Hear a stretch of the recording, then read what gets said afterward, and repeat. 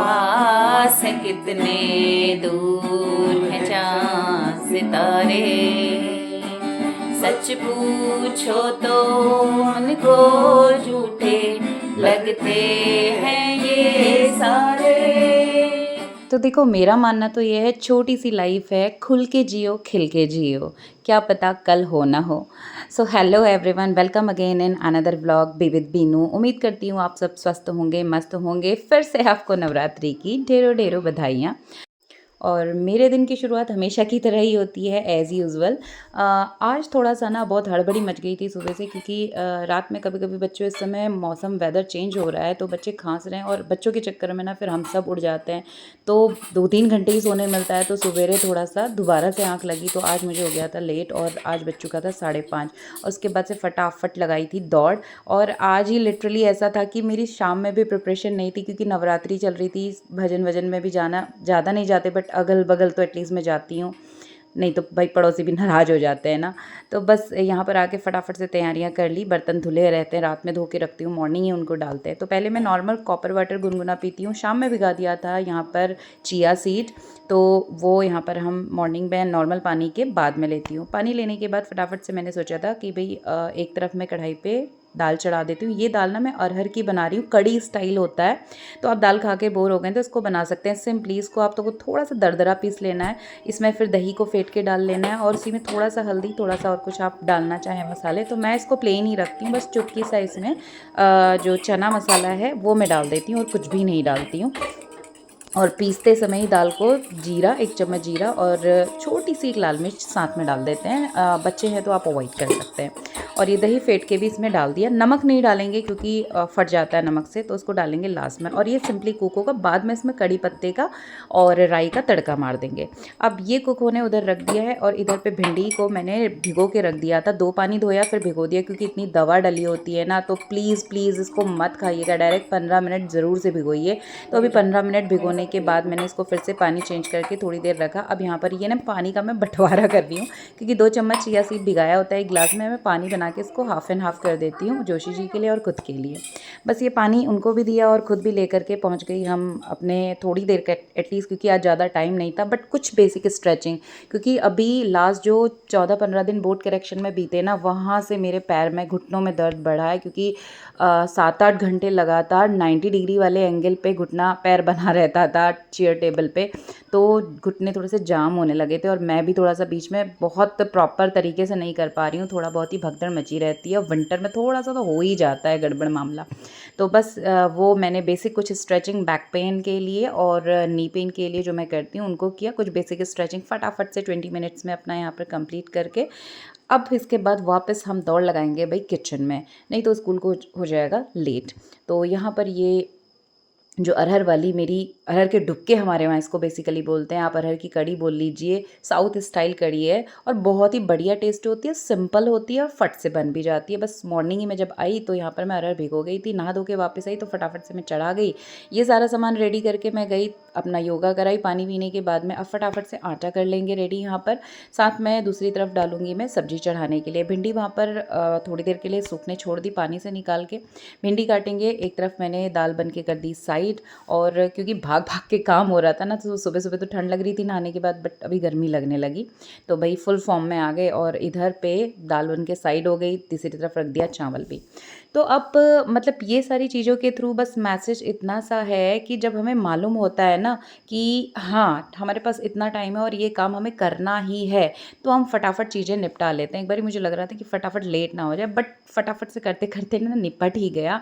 तो thing is that कि जब हम टारगेटेड रखते हैं चीज़ों को, और या मैं सिंपली बोलूँ जैसे बच्चों को बोलते हैं कि भाई कॉन्सेंट्रेट होकर के चीज़ें आप जब करते हो ना, तो चीज़ें हो जाती हैं, काम हो जाते हैं प्रॉपरली और अच्छे से निपट जाते हैं।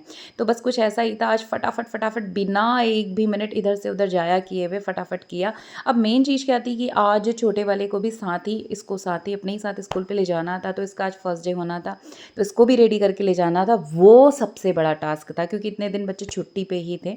तो एनी हाउ वो पापा का काम था, वो डिपार्टमेंट की, भाई उसको रेडी करो। ये मृदुल को दिया यहाँ पर नाश्ता, और फिर टिफ़िन वगैरह लगा के इनके लंच बॉक्स वगैरह रख के दिन का भी मेरा सब बन जाता है, और निकल पड़े स्कूल के लिए। अपने नए स्कूल। तो आज है प्रथम का फर्स्ट डे। अब साथ में चले सहपरिवार, ड्यूटी, बच्चे और सारा परिवार ही निकल पड़ा। 7:30 पे पहुंचना होता है स्कूल, तो बहुत भगदड़ मस्ती है सुबह। तो फाइनली हाय, तो कोई ऑफिस कोई स्कूल, चल दिए अपनी अपनी ड्यूटीज, जिम्मेदारियों को निभाने। So being a working women already हमारे पास डबल बर्डन ऑफ वर्क तो रहता ही है। एट द सेम टाइम अगर बच्चे छोटे हैं तो बस तो फिर सोने पे सुहागा ही होता है।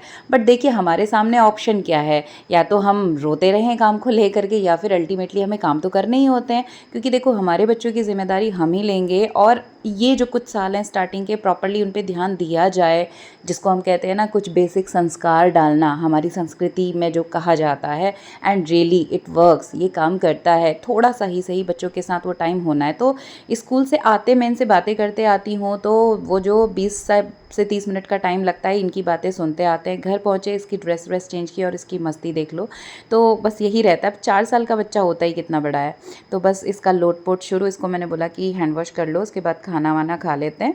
और इनको बस थोड़ा बहुत ही लंच, बच्चे थका हुआ था, उसे आनी थी नींद, लेकिन ज़िद कर रहा था कि मैं टीवी देखूंगा, तो इसे दूध दे के सुलाने की मैं कोशिश कर रही थी।